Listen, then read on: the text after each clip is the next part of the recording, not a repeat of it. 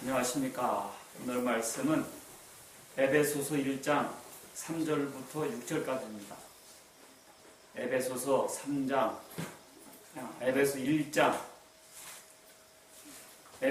1장 3절부터 6절까지입니다. 찬송하리로다.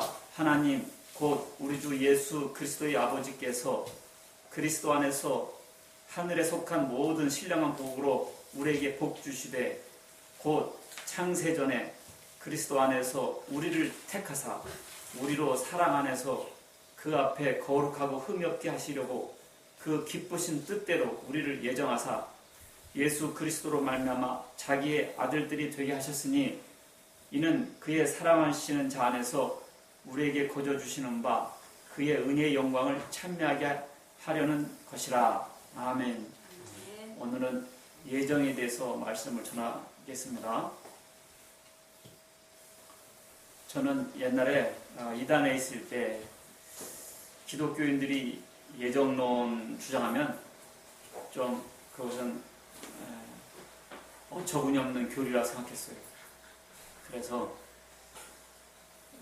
예정론을 반박하고 공격하는데 앞장섰던 사람입니다. 그런데 제가 구원받고 보니까 예정론 교리가 딱 맞는 거예요. 그래서 오늘은 예정에 대해서 말씀을 전하겠습니다. 1910년 네덜란드의 신학 교수였던 제임스 알뮤스라는 사람이 있어요. 이 사람이 5가지 학론을 주장했습니다. 기존에 있었던 신앙 고백에 대해서 한거하기 위해서 그것을 이제 줄여서 말하면 5가지가 있는데, 첫 번째는 인간은 구원을 하는데 능력이 있다. 인간은 구원을 하는데 자기도 기여할 수 있다 하는 것이죠. 그래서 인간은 자유의지가 있다는 거죠. 자유의지가. 그래서 이 자유의지를 어떻게 사용하느냐에 따라서 인간의 운명이 좌우된다는 것이죠. 그 다음에 하나님께서는 선택을 하실 때 조건을 가지고 선택하시면 합니다. 그걸 조건적 선택이라고 합니다. 조건적 선택. 그래서 선택은 인간이 행하는 것에 의하여 결정된다는 것이죠. 어떻게 행하느냐에 따라서 하나님의 택함에 들어갈 수도 있고 안 들어갈 수도 있다는 거예요. 그 다음에 보편적인 구속이죠. 예수님은 만민을 위해서 죽으셨다. 만민을 위해서 죽으셨다. 그렇지만은 믿는 자들만 구원 얻는다. 네 번째는 인간은 그 하나님의 은총에 대하여 항거할 수 있다. 하나님의 은총에 대해서 인간은 뭐 할 수 있다? 항거할 수 있다. 하나님 은혜를 내려도 인간은 노 할 수 있다. 그리고 또 하나님께서 택해서 은혜를 줘도 인간은 그 믿음을 잃어버릴 수 있고 그리하여 구원을 잃어버릴 수 있다. 구원을 잃어버릴 수 있다. 이것이 이제 알미니안주의예요. 이것을 대폭적으로 이제 수용하는 것이 감리교고요. 이 감리교에서 이제 더군다나 JMS 같은 경우는 여기서 더 나가요. 더 나가서 예수님의 십자가 사건도 예수님을 보내는 것은 절대적 예정이지만 예수님을 믿고 안 믿고는 전적으로 인간의 책임이고, 심지어 예수님의 십자가 사건도 원래는 하나님께서 원하는 것은 아니었다는 거예요. 근데 인간들이 몰라봐서 십자가를 지게 되었다. 이렇게까지 나와요. 그리고 결국 예정이라는 것은 하나님은 좋은 것만 예정하셨지 나쁜 것은 예정하지 않으냐 하셨다. 그러니까 결국 내가 하기에 따라 달렸다. 운명과 숙명은 가라. 그것은 내가 하기에 따라 달렸다. 결국 예정론과는 거리가 멀게 되죠. 결국 예정론을 부정하는 것입니다. 마치 대다수 이단들은 예정론을 부정합니다. 그래서 이단에 빠진 사람들은 예정론을 부정하게 되죠. 그래서 저도 옛날엔 예정론을 부정했는데 이제 나와서 구원받고 보니까 다시 예정론이 옳구나. 저는 예정론의 신봉자가 됐습니다. 이제 다시. 자, 그래서 뭐 짧은 시간에 다 설명할 수 없지만 여기에 대하여 칼빈이 역시 5가지로 다시 주장하게 됩니다. 칼빈을 추종하고, 그래서 오늘 장로교가 이 칼빈 주자잖아요. 그래서 이 장로교는 예정론을 주장합니다. 그러면 크게 이제 5가지로 하는데 이것을 칼빈의 5대 교리라고 그러죠. 첫 번째가 토탈 디프라버티. 그래서 이것은 전적 타락. 그래서 인간은 자기를 구원할 수가 없다. 그래서 이것은 전적 무능력이라고 하죠. 인간을 구원하는 데 있어서는 우리는 전적으로 무능하다. 성경에 보니까 충분히 그런 만한 성경 구절들이 많이 나와 있어요. 그래서 시편 143편 2절에 보면 주의 목전에는 의로운 인생이 하나도 없습니다. 이렇게 말했어요. 하나님 눈에는 의로운 사람이 하나도 없다. 그 얘기예요. 그러니까 인간들은 전적으로 타락했고 전적으로 무능하다는 얘기죠. 로마서 3장 10절에 봐도 의인은 없나니 하나도 없으며 깨닫는 자도 없고 하나님을 찾는 자도 없다. 다 치우쳐 한 가지로 무익하게 되고 선을 행하는 자는 하나도 없다. 그렇게 말하면 사람들은 뭐 하나님 찾는 사람 많은데요. 선을 행하는 사람 많은데요. 이렇게 말할 수 있겠지만 하나님 눈높이에 비하면 하나도 없다. 그 얘기죠. 결국 인간은 자신을 구원하는 데 있어서는 무능력하다. 그 얘기. 어쩔 수가 없다. 그래서 토탈 디프라버티, 전적 타락이라고 합니다. 그 다음에 그러기 때문에 인간은 모두 다 멸망받아서 지옥 가야 돼요. 그런 상황에서 하나님은 전부 다 구원하는 것이 아니라 그 중에서 일부만을 구원합니다. 그럴 때 하나님은 누구를 택하실 때 조건이나 선행이나 공로를 기준으로 해서, 그리고 이 사람은 하나님이 택하시면 나중에 잘 믿겠지, 그것을 하나님께서 미리 아시고 잘 믿을 사람을 택한 것도 아니에요. 요 사람을 택하면 하나님한테 잘 보상하겠지, 선행적으로 뛰어난 사람 되겠지, 그럴 만한 사람을 미리 알고서 택한 것도 아니에요. 하나님께서 그냥 하나님의 마음대로 택하시는 것입니다. 여장수맘이란 말 있잖아요. 하나님 마음대로 딱 택해버리셔요. 그것을 무조건적 선택이라고 합니다. 뭐라고요? 무조건적 선택. 그것을 unconditional election. 그렇죠? unconditional election. 무조건적 선택이라고 합니다. 근데 우리가 이단에 들어가면 항상 뭘 배워요? 조건, 공로, 선행. 천국도 자기 발로 걸어가고 지옥도 자기 발로 걸어가는 거다. 그래서 인간은 자기가 하기에 따라 달렸다. 이런 강의를 많이 들었습니다. 근데 그런 것과는 전혀 반대되는 개념입니다. 그래서 하나님께서 이렇게 선택하신 거 보면 아브람도 보세요. 그냥 우상 지역에서 아브람이 선을 행했다든지 그게 없어요. 그냥 아브람을 불러내지 않습니까? 또 노아 때도 그렇잖아요. 모두 다 그랬지만 노아는 하나님께 은혜를 입었더라. 그렇게 하나님께서 그냥 일방적으로 택해 버리시는 거예요. 신명기에서 보면, 신명기 7장 6절에 보면 하나님께서 이스라엘 민족을 택하신 이유가 딱 나와요. 거기 보면 내가 너희를 택하심은 너희가 다른 민족보다 수요가 많은 영고가 아니라는 거예요. 나라가 커서가 아니고 너희 민족이 오히려 제일 작다는 거예요. 그래서 작아서 택한 것도 아니에요, 사실은. 8절 보면 여호와께서 다만 너희를 사랑하심을 인함이라는 거예요. 작아서도 아니고 커서도 아니고 잘나서도 아니라는 거예요. 하나님이 어쩐다고요? 사랑해서 택했다는 거예요. 사랑해서. 그리고 너희 조상들에게 언약을 했기 때문에 그렇다는 거예요. 그러니까 하나님이 사랑이 수탁했다는 거예요. 이 사랑은요, 어쩔 수 없어요. 자기 눈에 안경이란 말이 있지 않습니까? 이렇게 둘이 결혼했으면 좋겠는데 싫지야. 본인은 죽어도 좋다는 거예요. 그렇잖아요. 되게 부모와 자식들이 많이 싸우는데 자식들이 그러죠. 엄마가 살 거냐고, 내가 살 건데 내가 택하는 것이지 왜 그러시냐고. 이와 같이 자식 간의 싸움을 많이 하는데 되게 이제 며느리 때문에 그런 일이 생기는 거예요. 근데 자식은 자기도 좋다는 거예요.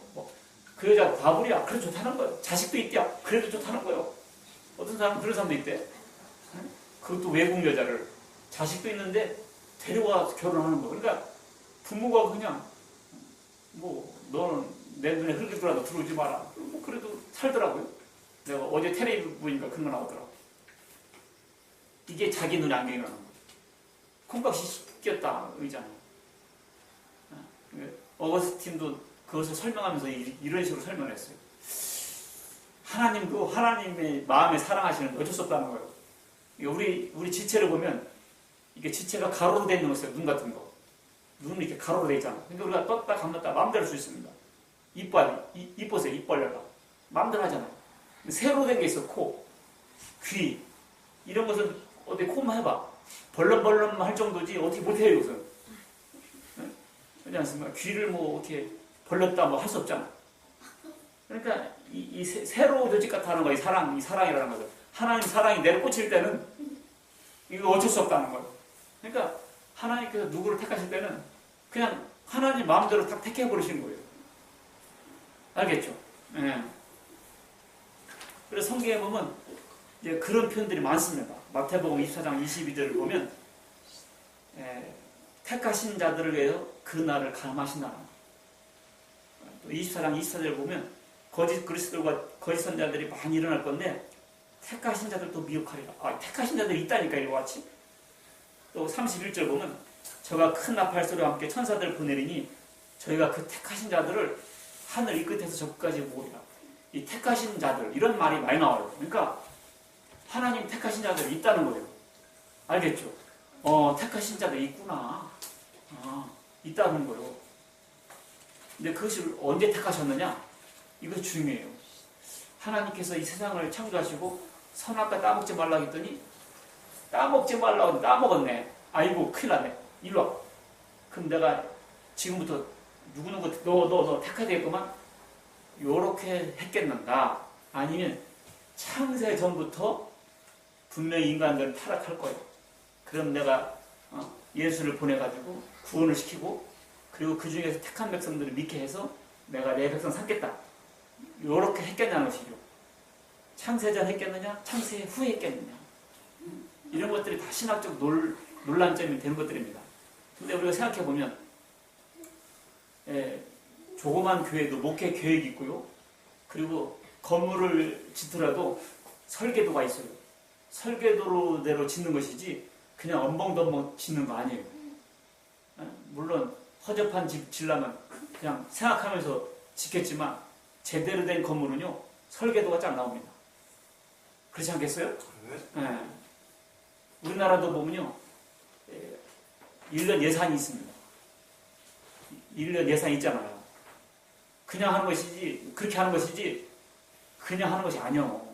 하물며 하나님께 이 세상을 창조하실 때 그냥 창조하신 것이 아니라 미리 계획을 갖고 계셨습니다. 미리 계획을 갖고 계셨어요. 그것을 뭐라고 그러는 거 아니? 그것을 경륜이라고 합니다. 경륜.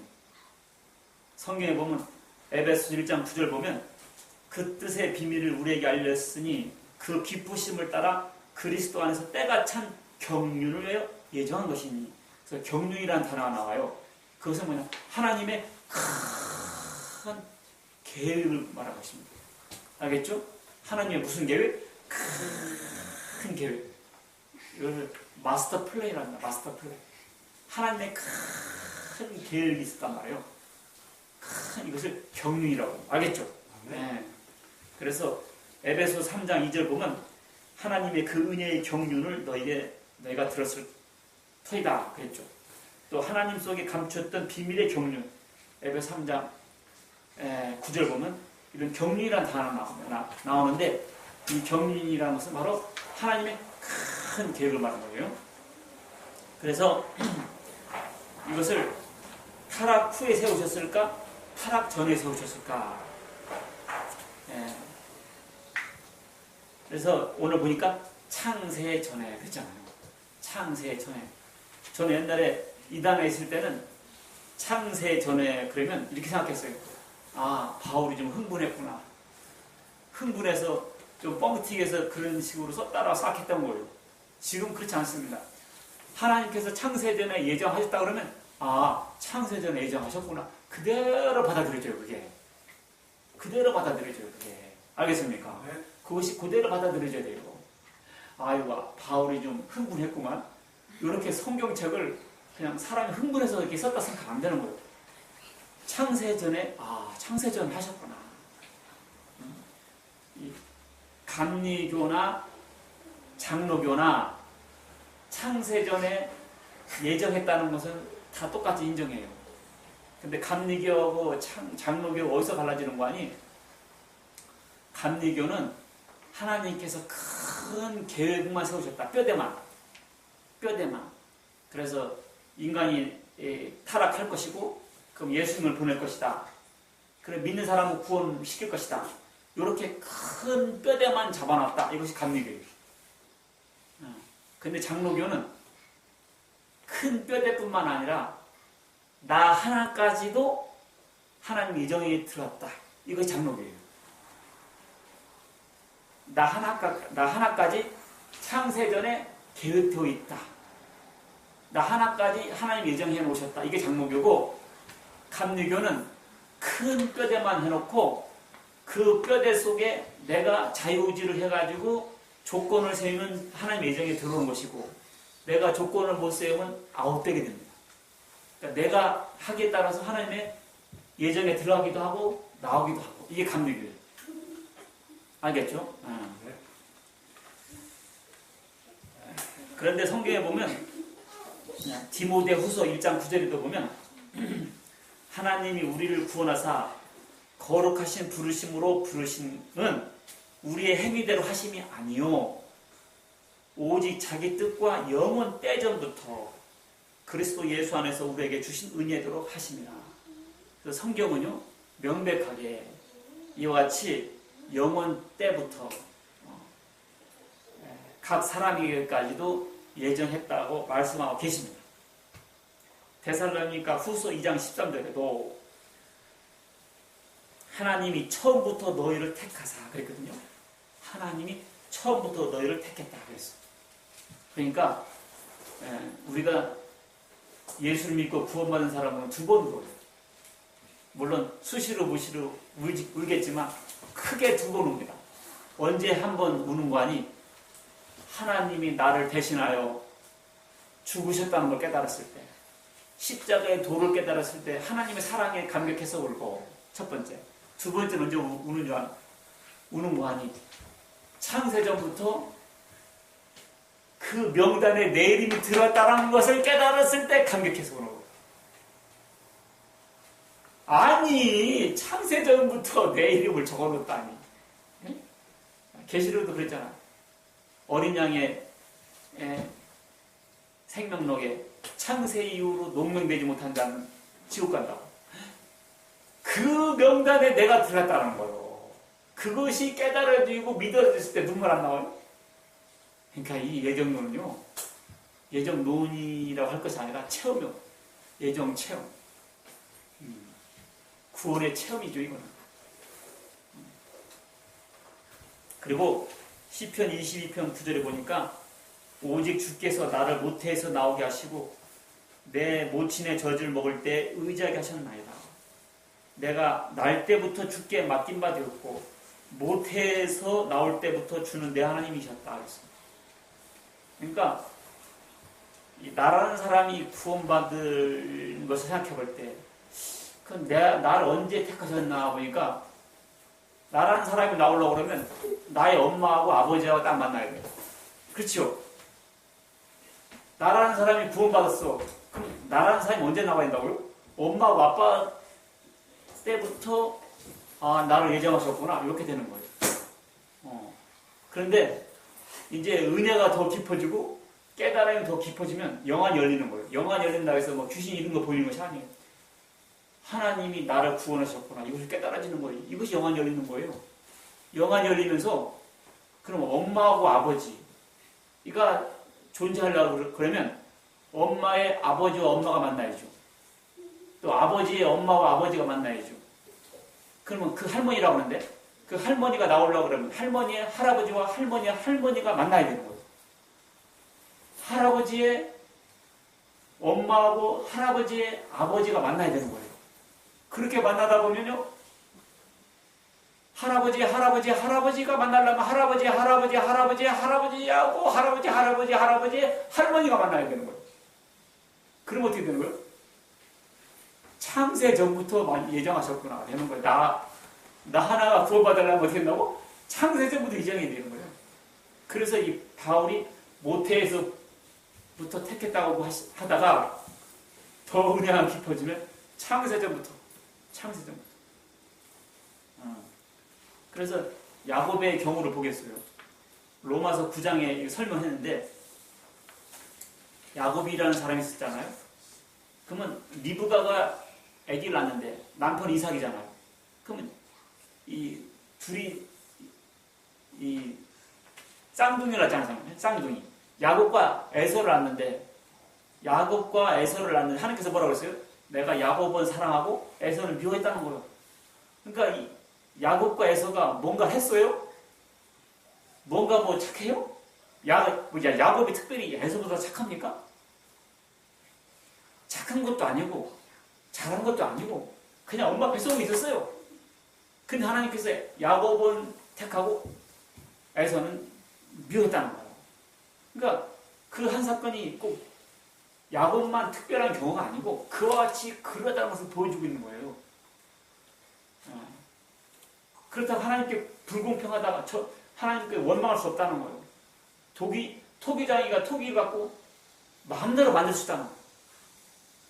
다만 우리는 그 선택에 들어갔으면 감사할 뿐이죠.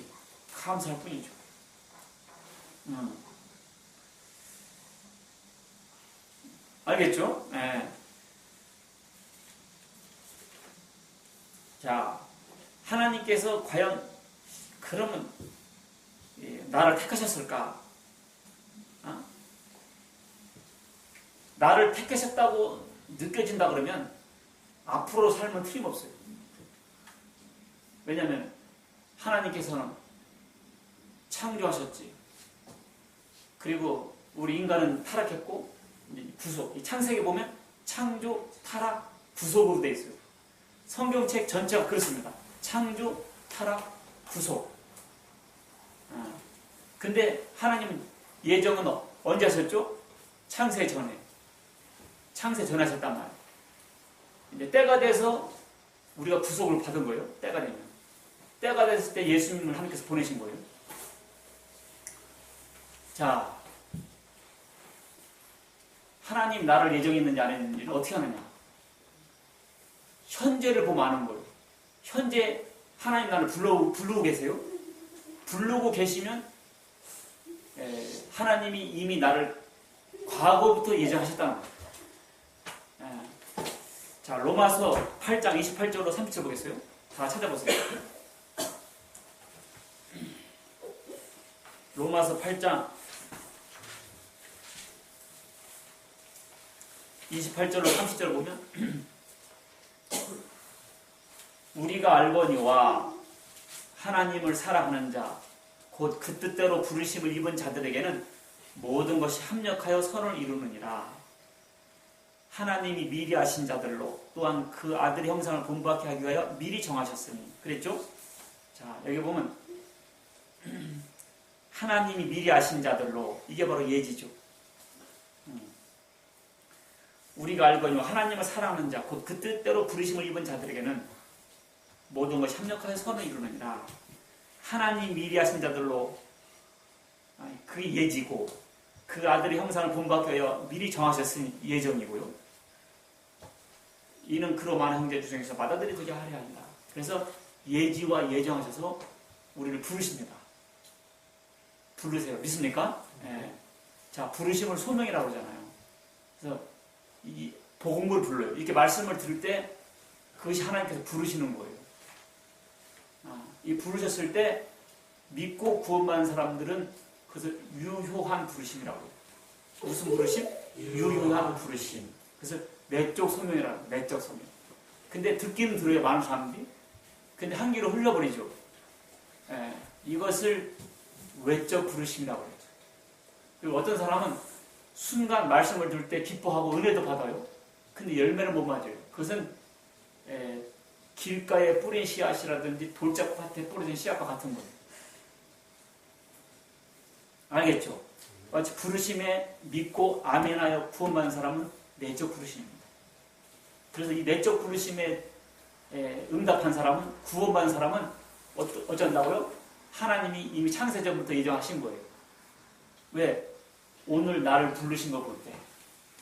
알겠습니까? 그냥 된 것이 아니라 이미 창세전부터 예정했기 때문에 나를 말씀 들을 수 있는 환경 가운데 놓으셨고 내 마음을 부드럽게 하셨고 그 믿음을 선물로 주셔서 나를 하여금 믿게 하신 거예요.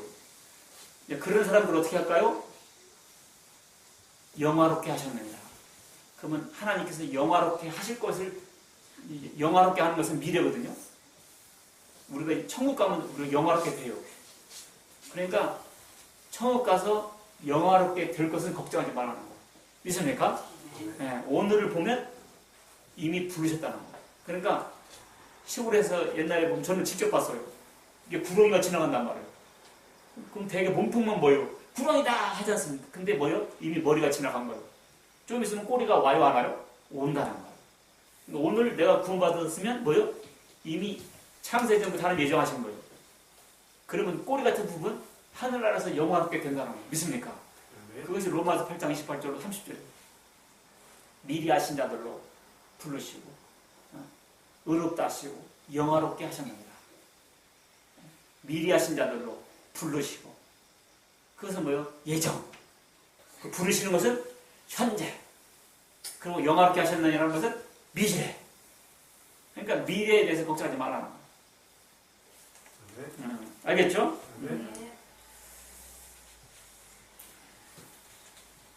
자, 그래서 우리가 복음을 전하잖아요. 그러면 사도행전 13장 47절을 보면 사도행전 13장 47절을 보면 영생 주도록 작정된 자들은 다 믿더라 그랬어요. 알겠죠? 영생 주도록 작정된 자들은 다 믿더라. 그러니까 바울이 전도여행 떠나잖아요. 그것은 온 세상 사람 다 구원하려고 한다는 의미보다는 하나님이 예정된 사람을 찾는 거예요. 그러니까 전도란 하나님이 예정된 사람 찾는 거예요. 그게 전도예요. 그럼 뭐로 전도하냐? 하나님 예정에 있으면 다 구원받을 건데 그것이 아니라 그 속에 하나님이 예정된 사람이 있기 때문에 그 사람을 찾아야 하기 때문에 전도가 더 능력 있게, 더 책임감 있게 행해져야 되는 거예요. 왜? 하나님이 택하신 백성이 있거든. 택하신 백성이 있구나. 그것을 확신하고 능력 있게 복음을 전하는 거예요. 아이, 예정됐으면 뭐로 전도이고 요렇게 삐딱하게 나올 것이 아니고 예정된 사람이 있으니까 찾아야 되기 때문에 전도하는 거예요. 알겠죠? 네. 자, 그렇기 때문에 이 구원은 자연적으로 결과적으로 보세요. 복음을 전해도 믿는 사람이 있고 안 믿는 사람 있잖아요. 그러니까 이것이 바로 제한 속죄입니다. 특별 구속이라고 해요. 이것을 제한 속죄, 특별 구속. 이것을 리미티드 어토먼트라고 해요. 그러니까 이런 식이에요. 어떤 베트너라는 신학자가 말했는데 칼빈의 예정론은 강을 건너는데 좁은 다리라는 거예요. 근데 좁은 다리인데 저 끝에까지 연결됐다는 거예요. 그리로 가면 무조건 저 끝에까지 갈 수가 있어요. 근데 알미니우스 예정론은 그 다리 문은 넓다는 거예요. 누구나 다 들어오라고 하는데 다리가 강 가운데 밖까지 연결한 데 가지고 더 이상 갈 수가 없다는 거예요. 다 들어가기 위해서 구원받으라고 하는데 결국 강이 짧아. 이게 다리가 짧아서 다 건널 수 없다는 거예요. 그렇게 표현했어요. 네, 참 잘 표현했다는 생각이 들고요. 이 구원받는 사람이 제한될 수밖에 없는 것이 결과적으로 그때 그렇다는 거예요. 하나님께서 원래부터 그렇게 제한을 했다는 거죠. 그래서 마태복음 22장 14절 같은 데 보면 혼인집 비유 같은 게 나오잖아요. 그 보면 청함을 받은 자는 많대, 택함을 받은 자는 적다.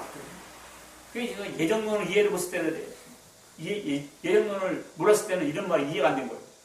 청함을 받은 자는 많대, 택함을 받은 자는 적구나. 이것이 결국 하나님의 그렇게 제한 속죄, 택함 받은 사람 적다 그 얘기. 그리고 요한복음 10장 27절 보면 예수님께서 내 양은 내 음성을 들으며 나는 저희를 알며 저희는 나를 따르느니라. 예수님의 말씀을 듣는 사람이 많잖아요. 그러나 다른 사람은 적지 않습니까? 마치 예수님의 양은 따른다는 거예요. 음성 알아듣는다는 거예요. 그러니까 말씀을 전했을 때 따르는 사람은 뭐예요? 양이고 그분들은 예정됐고 우리가 알 수 있는 거예요. 그렇죠? 그 다음에 그렇게 하나님께서 제안해서 구원을 시키면 하나님께서 예정하시면 사람의 입장에서 볼 때는 그것을 불강력적 은혜라고 합니다. 그것을 irresistible grace, irresistible grace, 불강력적 은혜. 예, 이것을 제가 구원받아 보니까 이해가 되는 거예요. 성경 보면 사도행전 13장 48절에 보면 작정된 자는 다 믿더라고 했죠. 또 16장 14절에 보면 루디아라는 비단 장사가 있었어요. 거기 보니까 바울이 말씀을 전하니까 주께서 그 마음을 열어 바울의 말을 청종케 했더라. 그러니까 하나님께서 택한 사람은요, 복음 전하면 마음을 열어주세요. 그러니까 내가 마음밭이 고와서 내가 연 것이 아니에요. 그 마음을 연 것도 하나님 열게 해준 거예요.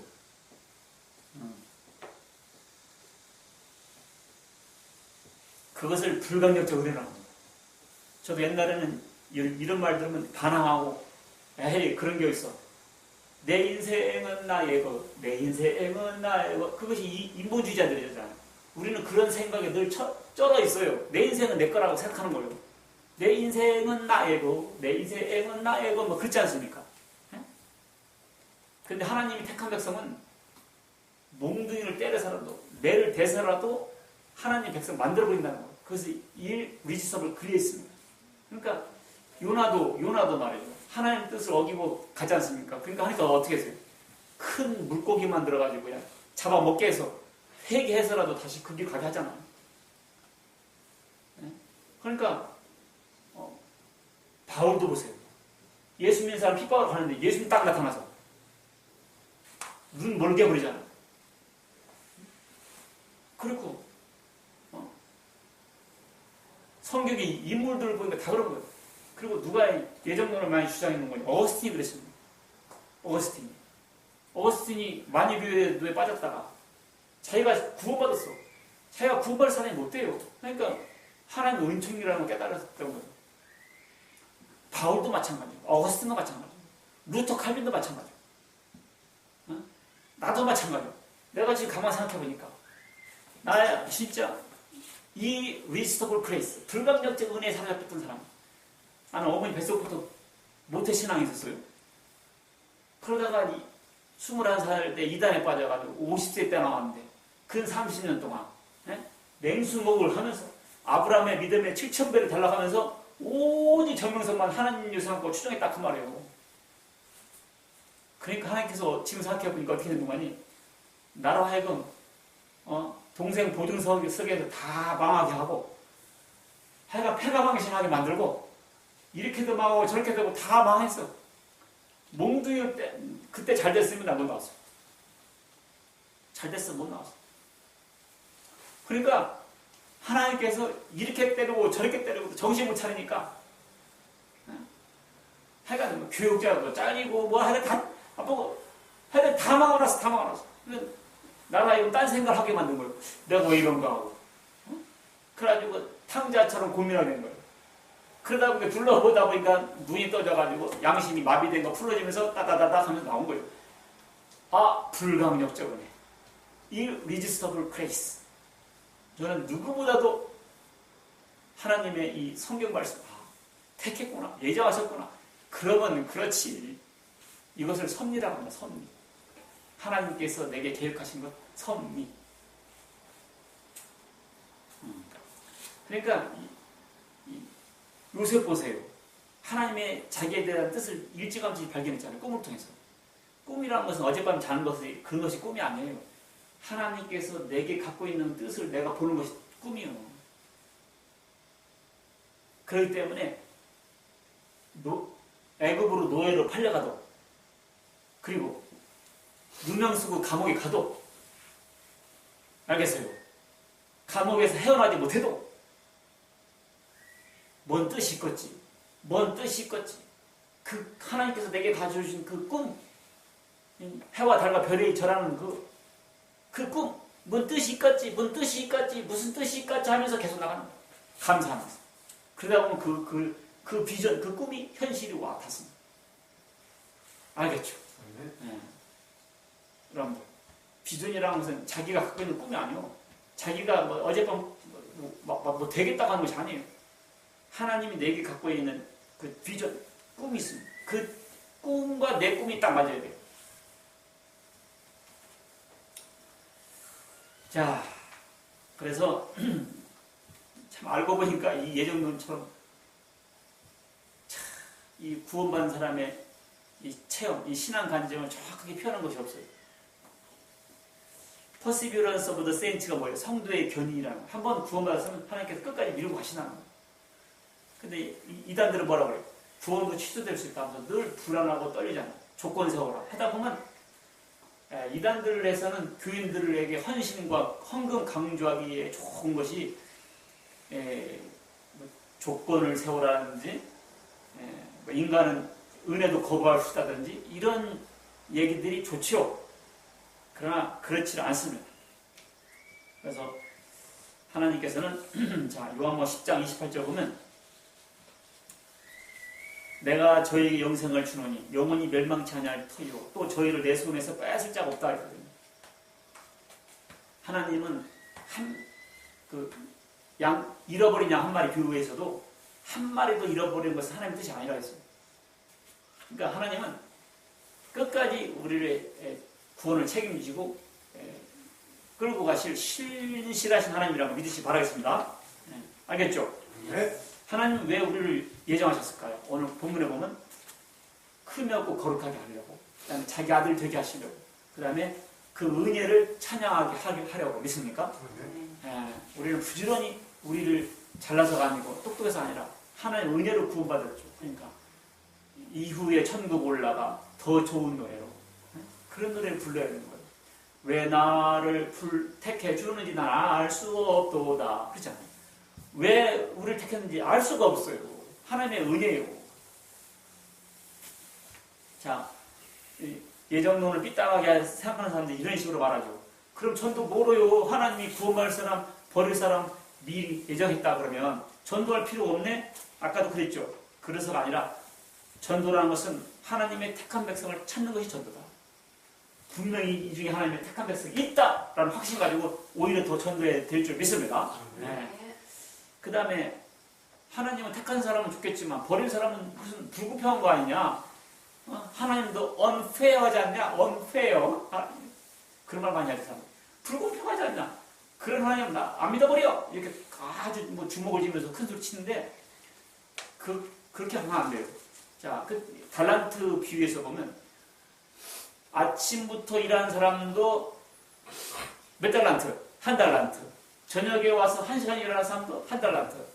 그럼 저녁에 온 사람에게 한 달란트 주니까 먼저 온 사람은 생각한다. 10배 일했으니까 10달란트 주겠지 생각했죠. 근데 자기에게도 한 달란트 주니까 불평했죠. 그때 임금이 뭐라고 그래요? 주인. 나의 자비함이 뭐 잘못인 것이냐? 내 것 갖고 내가 줄 수 없느냐? 너한테 한 달을 주기로 약속했잖아. 그럼 그걸로 됐지. 나의 자비하심을 너희가 악하다 할 수 있느냐?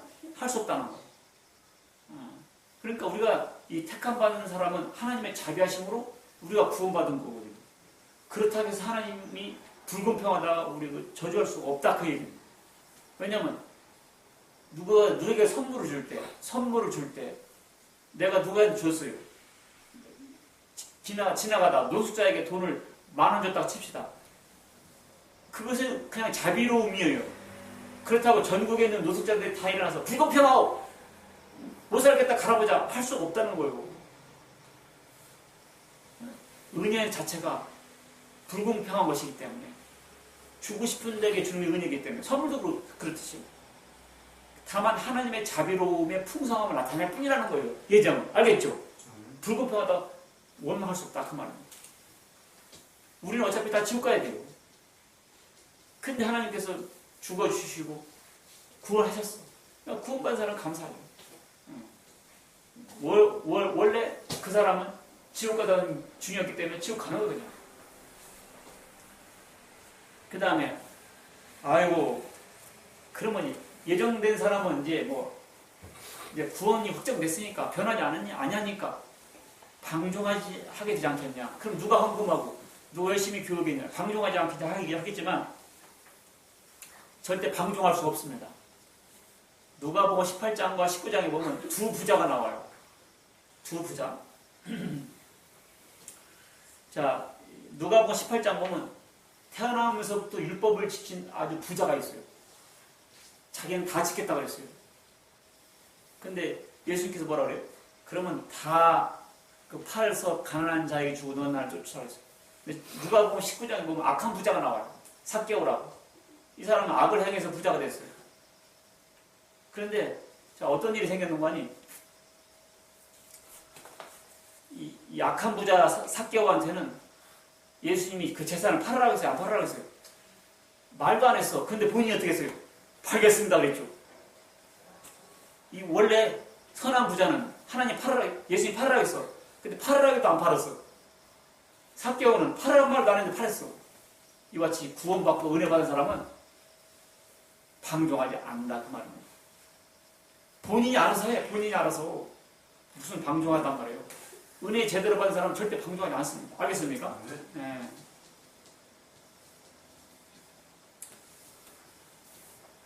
자, 시편 23편 보면 이런 말이 있죠. 지팡이와 막대기로 나를 안으신다.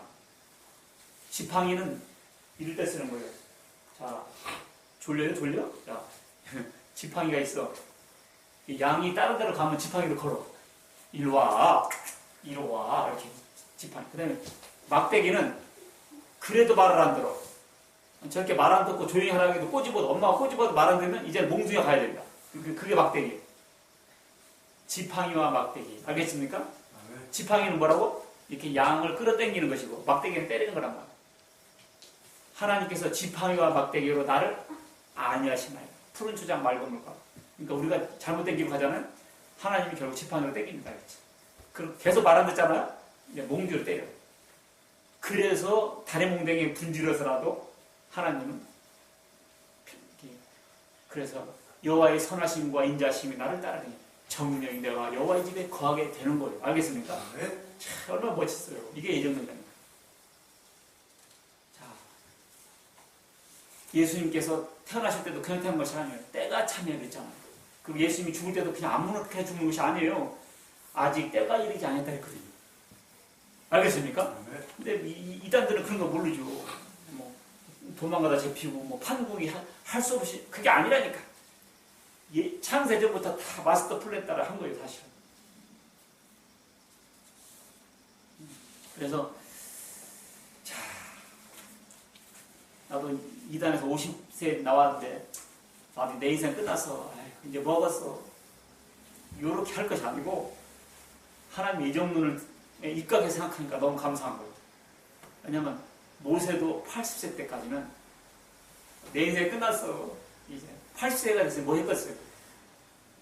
나는 이제 내 인생 끝났다 할 때 됐을 때 하나님 부르신 거예요. 할렐루야. 누구십니까? 나는 여호와다. 내 백성 이끌어내라. 그때가 80세예요. 그리고 120세까지 했잖아요. 눈도 시력이 현찮지 않고 기력이 쇠하지 않았다 그랬어요. 눈도 저는 눈이 좀 흐리긴 하지만 뭐 기력은 그렇게 많이 서지 않았습니다. 사실 지금도 웬만한 산은 뛰어 올라갑니다. 50세 때 나왔는데 적어도 80세까지 30년간 뛸 것 같아요. 되게 이 신앙이 큰 힘을 들고면 엎어지고 깨지고 자빠지고 하다가 느그막해. 나는 더 이상 아무 힘이 없다고 그때 됐을 때 불림받아가지고 일하는 사람들이 많더라고. 모습뿐만 아니라. 그러니까 저도 뭐 인생 80인데 50세 때 나왔으니 뭐겠습니까? 다 남들은 명예퇴직할 나이인데 우리 아버지가 맨날 지금 울어요. 이제 나와서 뭐하냐 하고 깝깝하다고. 근데 예정론에 의하니까 그게 아니라 다 나오고 해가지고 착착착착 지금 인도 계시면 저는 믿습니다. 이게 하나님을 사랑한 자들에게는 합력하여 선을 인단 말이에요. 합력하여 선을 인단 말이 뭐냐면은 너 더 이상 그 말이 아니라 여러 가지 일이 작용해서 여러 가지 일이 어째서 작용해서 결국 선을 이룬다는 거예요. 알겠습니까? 결국 하나님의 뜻을 이루어요. 여러분들 내가 지금 하나님의 부르심을 받았습니까? 구원 받았습니까? 앞으로도 인도해 줄 것을 철저하게 믿으시기 바라겠습니다. 이제 예정은 체험입니다. 여러분들 하나님께서 나와 함께 계시구나. 나를 택하셨구나. 이 믿음과 깨달음 확실히 가지시고 능력 있고 힘차게 신앙생활 하시기를 주의 이름으로 축원합니다. 아버지 하나님 감사합니다. 창세전부터 저희를 택하셨다니요. 그 은혜와 사랑 감사합니다. 잘해서도 아니고 잘난 것도 아닌데 그 은혜와 사랑 감사합니다. 그 은혜 헛되지 않도록 저희도 부지런히 열심히 뛰고 달리게 하여 주옵소서. 우리의 삶이 하나님을 찬양하고 하나님 영광 돌리는 삶이 되게 하여 주옵소서. 우리 주 예수 그리스도 이름으로 기도했습니다. 아멘.